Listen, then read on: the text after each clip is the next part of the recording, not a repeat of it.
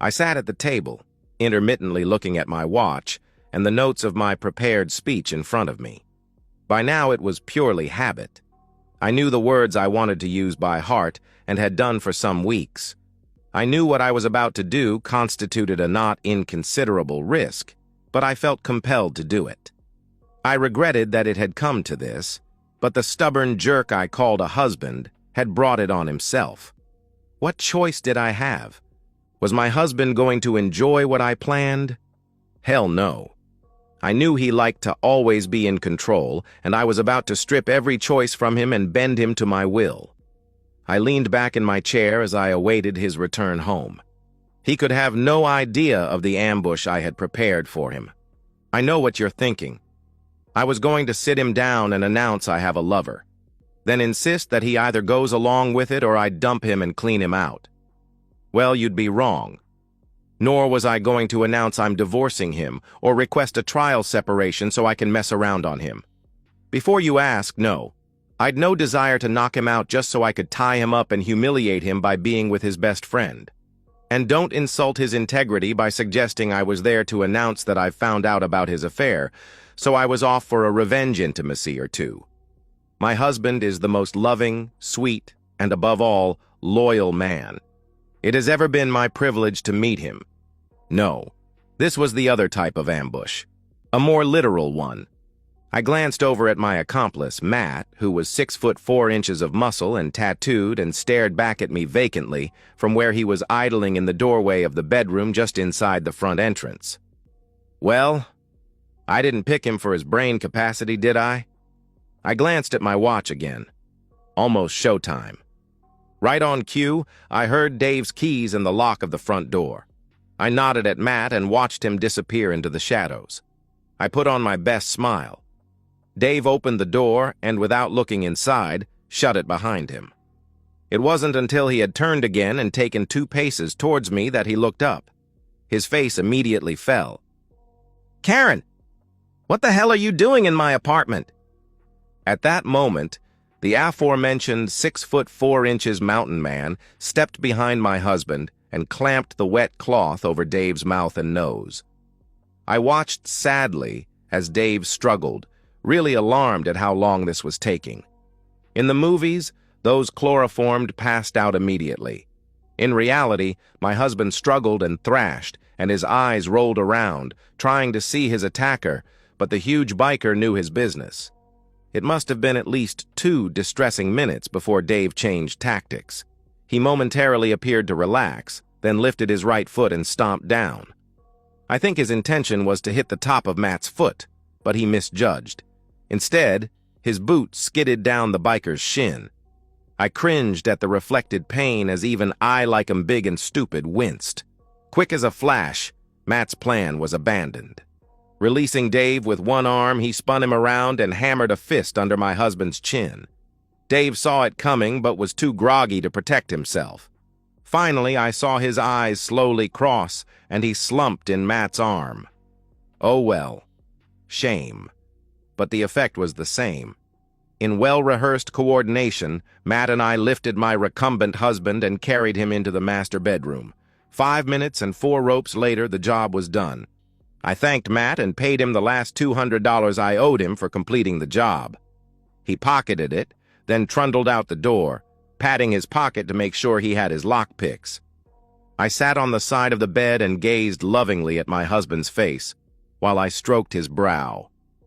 What the hell? Why was he turning blue? It suddenly occurred to me that being unconscious and on his back had caused him to swallow his tongue. I tried to prise open his mouth. I don't know why. To try to grab his tongue, I suppose. It wouldn't open more than a little. So I put my hand under his neck and lifted a bit. I heard and felt air rushing into his lungs. I slowly relaxed as the color came back to his face. Now I just had to wait until he came out of his mat-induced swoon. It was still a good 10 minutes before his eyes started to flicker. I just sat there stroking his brow. Finally, his eyes opened fully. Within seconds, he lunged upwards, but was pulled back by the ropes. His head thrashed from side to side, looking at his bonds. Finally, seeing he was helpless, He stopped thrashing and just started yelling, "Help!" as loud as he could.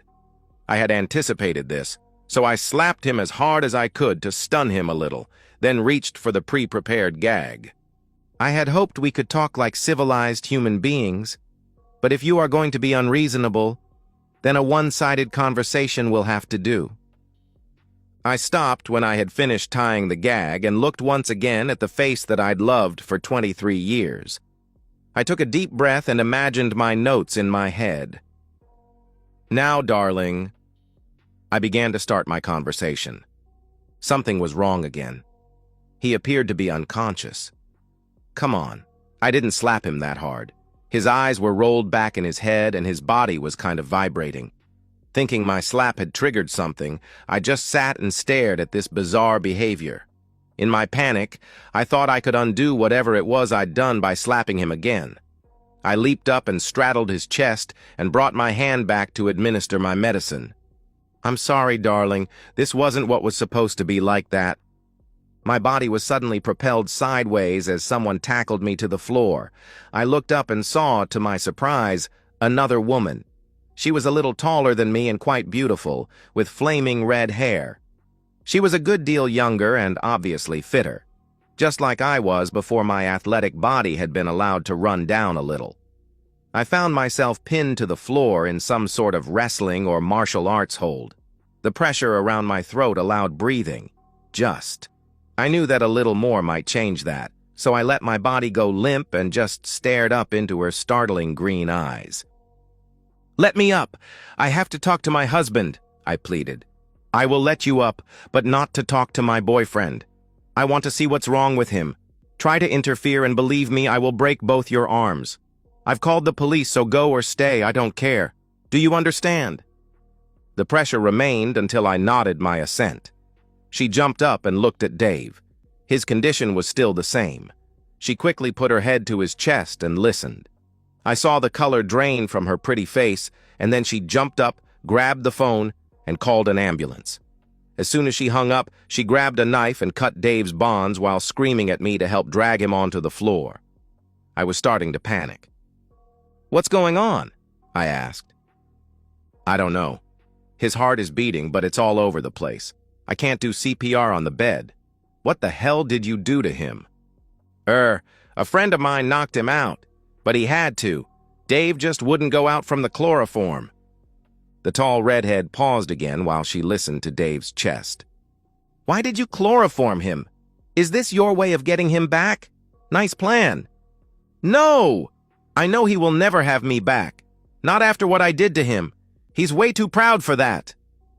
Any more discussion was interrupted when two policemen rushed into the apartment. The Hellcat quickly outlined what had happened, and one of the policemen quietly arrested me. As I was led to the door, the worry, the terror, but most of all the frustration, just overwhelmed me. "I just wanted to tell him why. He has to listen. He has to forgive me," I pleaded. I was taken to the police station and put in a holding cell for what seemed like hours. They'd offered to call a lawyer for me, but I knew I couldn't afford one. I'd spent just about all my savings on divorce lawyers until I'd accepted that Dave was gone forever. I was still terrified. What if Dave was dead? Then I could never explain why I'd done what I did, and would never get his forgiveness. Finally, I was taken to an interview room. Two detectives sat me down and turned on a tape machine. I saw no harm in agreeing to be taped while being interviewed, but that was as far as my cooperation was going to go. The first 3 questions I just answered were, I refuse to answer that on the grounds it will tend to incriminate me. Yes, I'd watched all those cop shows. The two detectives were discussing getting a legal aid lawyer for me when there was a knock at the door. A third detective poked his head around the door. "The girlfriend is here and wants a word." With obvious bad grace, the 2 original detectives left, and the tall redhead entered the room and sat down opposite me. "I'm Wendy Dormer, by the way." "Is Dave okay?" I asked. "He'll live, no thanks to you. Your little chloroform trick gave him cardiac arrhythmia. The doctors say that he'll be fine until his heart rate lifts above normal. Then he will just pass out.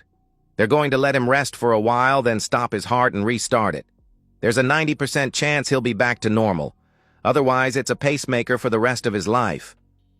Relieved, I took the opportunity to look at her. She was statuesque in a bimbo kind of way, with a body that I would have been happy to have at her age. One look in her eyes told me that although she was my superior in every physical aspect, I had the drop on her intellectually. I wondered why she was here. She answered that for me. "Look, Karen, this thing has to stop. When are you going to get it through your thick head that Dave doesn't care why you did the nasty to him? He just wants the divorce and to move on with his life." "But he has to listen to me," I pleaded. "No, he doesn't. You need to tell him. But there's no law that says he has to listen. From what he tells me, you and he had a normal life until he came home and found you with another man. He said that as far as he was concerned, you had opted out of the marriage and he wants nothing more to do with you. But he owes it to me to just listen to why I did what I did. I know he and I are finished, but he has to forgive me. After he moved out, I tried phoning him, but he never answered. The same went with the emails. They just disappeared into the ether and I never heard anything. I sent him a letter, and he just returned it unopened. I even tried a registered letter, but he refused to accept it. God, it is so frustrating. I tried accosting him at his work, but he just put his finger in his ears and refused to listen, then called security. I tried explaining it to his mom, but she just called me a cheating woman and hung up. I even tried getting my mom and dad to intervene, but they told me they didn't want anything to do with me anymore. That hurt. But not as much as when my own kids refused to talk to me. My last effort was to refuse to sign the divorce papers unless he sat down with me one-on-one. He just halted the process. It is so frustrating. If I could just tell him why I did it, then we could all move on, and people would just start talking to me again. "What people?" she asked. "Anyone," I pleaded. Yes, I can see it would be frustrating. Let me tell you, Dave was disappointed that the kids took the attitude they did. He tried to tell them they shouldn't judge you, that the crimes you committed were against him, not them. But they're adults now and can form their own opinions. They're good kids. They and my two get on really well. "When did you see them? Did you go to Sydney?" I asked. "No. They were here last week. It's the second semester break." She let the news that my own children were in town but didn't come to see me sink in. "Look, Karen, if it's going to save Dave's life and stop you from doing this stuff again, I'll be happy to listen to you now. I promise to try to get Dave to hear me out." I seriously considered her offer. I stared at her innocent, slightly vacuous expression. What the hell? I had nothing to lose and lots to gain. The police had only a circumstantial case, with only Dave as a direct witness. I knew I could rely on his good nature not to press charges against me. If this woman tried to make a statement, I would just deny it. Hell, in my business life, I had two dumb jerks like her before breakfast every day. I decided to sound her out on one of the minor justifications I'd prepared. "Okay. I was a virgin when we married, and I'd always thought I may have been missing out on something," I started. "Yes, Dave thought it might be something like that. But he said that getting married a virgin had been at your insistence. He said he'd put gentle pressure on you to give it up. He even said he flagged it as a potential problem way back then. I agreed with him that it would be grossly unfair for you to use that as a reason when it was your choice back then." Wendy's interruption caught me by surprise. She was being a little more forceful than I'd expected. That was nothing to the surprise of her next statement. "And don't try to tell me you were just getting even for Dave playing away or neglecting you. The kids told me that growing up he'd always been attentive to you and spent all his free time with you and them. Don't try to tell me that he cheated on you first. I know him well enough to say that he is the most loyal, trustworthy, honorable, and respected man I have ever met. He would never dream of disrespecting you. Until you threw him away, that is." This woman was starting to annoy me with her naivety. I knew my voice was louder and shriller than I meant it to be, but I was beyond caring. "Well, that was the problem, wasn't it? Respect. I've got a friggin' university degree. Dave never made it past high school. I clawed myself up the corporate ladder, after taking off 10 years to look after the kids and nobody said anything. Dave gets promoted to foreman, and it's like everyone thinks he's been elected president. I hang around with smart business professionals who drive BMWs and dress nice. He hangs around with sweaty blue-collar yobs who drive Fords. He gets to eat what he likes and still looks hot, while I diet and still end up looking like a pudgy middle-aged housewife, even after the facelift and the breast job. Everyone likes Dave. Everyone respects Dave. Everyone wants to be with Dave. I hate it. I paused to try to lower my voice below the screech I knew it had become. Even when I got a promotion last year to group manager, all my own parents could say was that with all the money they'd spent on my education, they expected nothing less. But that didn't stop them from raving about Dave's bonus. I earned more in 3 weeks than Dave's bonus was for the entire year. It just wasn't fair. That year, I spent a bloody fortune on a hairdo, makeup, and a dress for my company's Christmas party. I turn up, and all anyone has to say is, "Where's Dave?" Do you have any idea what it's like to know you are socially, financially, and intellectually superior to your husband, yet your own parents seem to like him more than you? Do you? Wendy shook her head. Karen thought Wendy was the type of person she most hated. The sporty bimbo at school who had her pick of the boys.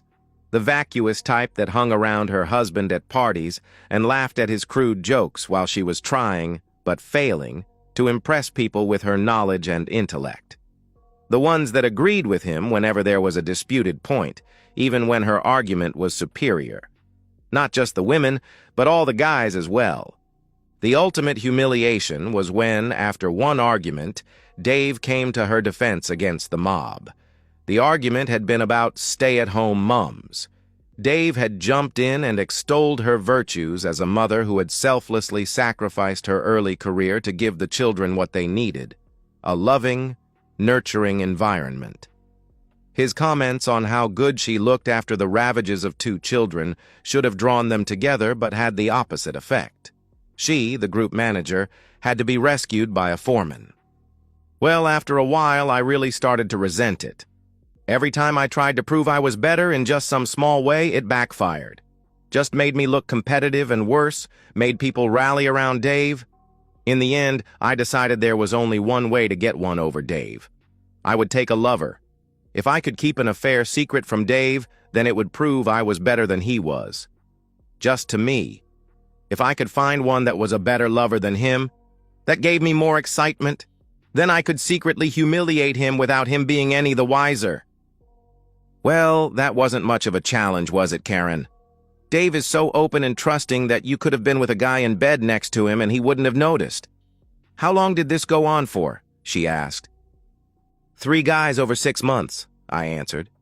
Wow, Dave thought it was just the one. Was it what you were hoping for? She asked.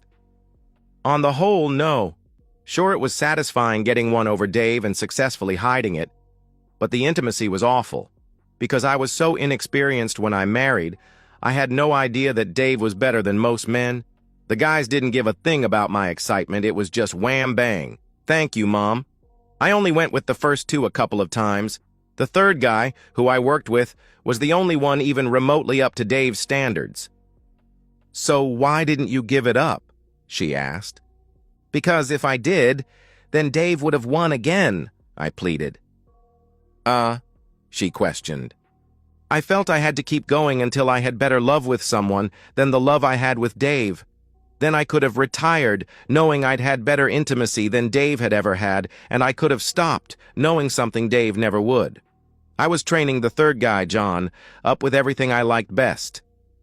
I could see this logic just wasn't registering with Wendy. Serves you right, woman. You should have been concentrating at school rather than being with the entire football team. So what happened in the end, Karen? What you are telling me now doesn't sit with what Dave told me. He figured you wanted to be caught. That was why he came home at his normal time and caught you on the couch, she asked. Of course I didn't want to be caught. I knew that Dave would throw me out on my back if he ever discovered me. I came to realize that John would never get me to where I wanted to be, so I came up with another plan. Dave and I enjoyed a couple of times a few hours after I'd been with other guys. It was kind of hot, but still not what I wanted. I made the mistake of reading some stories about humiliation online. There was one about a woman who had her lover and then got her husband to clean up the mess. This story struck a real chord with me. I knew this was what I was looking for. If I could pull this off, my obsession would be over. No matter how inferior I felt from then on, I would remember Dave humiliating himself that day. So I took the Monday off and invited John to come over in the afternoon. The plan was for him to have intimacy with me just before Dave came home. I set an alarm for 4:45, knowing that Dave always came home spot on 5:30. I was going to lie on the couch and invite him to dine when he walked in the door. Just my luck that for the first time in years, he came home early without ringing. I stopped, realizing that in my anger and frustration, I had departed wildly from my script. He didn't actually come home early, Karen. If you'd gone to work that day, then you would have realized that you and Dave had forgotten the start of daylight savings the day before. He turned up to work an hour late but left at normal time. He said he'd rung and left a message on your cell. I really don't know why you thought all that was necessary, Karen. I've talked to Dave a lot about this, helping him heal. At no time did he ever give me the impression he thought he was superior to you. In fact, he worshipped the ground you walked on. As for your parents, when I've spoken to them, they've always given me the impression that apart from this incident, they were very proud of you. Yes, I know that now. I realized that most of it was in my head, but it seemed so real at the time. That's what I wanted to tell Dave all along, but the stubborn jerk just wouldn't listen, I pleaded. So you cooked up this little scheme to make him listen to you? How was it supposed to go? She asked. Well, I found out where Dave was living and hired a friend of a friend to help me tie him up so he would be forced to listen. I bought some chloroform on the internet and broke into Dave's apartment. When he came in, the guy was supposed to chloroform him and help me tie him up. It turned to hell, though. The chloroform didn't knock him out, and he started to lash out. My hired help had to knock him out with his fist. Then we tied him up, but just after he started coming around, he had that strange fit thing. I slapped him to get him to pay attention, and that was when you burst in. You will keep your promise, won't you, Wendy? You will tell Dave why I did it, won't you? Before I answer that, Karen, I just wanted to ask how you think your scheme turned out, she asked. Well, Dave won again, didn't he? I lost my job. All my friends and family deserted me, and even my own kids won't even tell me when they're in town. Meanwhile, Dave gets to be the victim. My reputation is in tatters. I'm damaged goods. If I ever want a date, I'll have to leave town. Dave gets women flocking to line up just on the off chance you and he split up. No chance of that, Karen. I know gold when I see it. Now back to your question. I have no intention of telling Dave your twisted logic for destroying his life. Frankly, I didn't understand a word of it, and I can only see it inflicting more pain on him. Maybe one day when he is stronger, I'll trickle-feed it to him, who knows, she answered. As I was calling her a reneging woman, I noticed she was twirling the index finger of her right hand in a circular motion while pointing it at the ceiling. The meaning of this became apparent when the door opened and the original two detectives re-entered the interview room. One walked straight to the tape recorder on the table, hit stop, and retrieved both tapes. Well done, Sergeant Dormer. An unusual tactic, but a plain confession of breaking and entering, assault, conspiracy, and unlawful restraint. We'll have to see how Mr. Brown goes after the operation to see what other charges we can come up with. Thanks, Rex. I know Dave will hate this, but the only way he will ever be able to relax after this is if this mad, cheating woman is safely behind bars. She turned just before she got to the door. Karen, when you get out, please respect Dave's wish to never see you again. I was too bewildered to even answer. Hell, was I smarter than anyone? And so, we've reached the end of today's story. Was it what you expected, or did it take a twist you didn't see coming? I'm curious to hear your thoughts. Share them in the comments below, and let's get a conversation going. If this story kept you hooked, make sure to hit that like button. And if you're new here or just haven't subscribed yet, now's the perfect time to join our community. I bring you fresh, captivating stories every day, so click that subscribe button and turn on notifications so you never miss out. Thanks for watching, and I'll see you in the next one.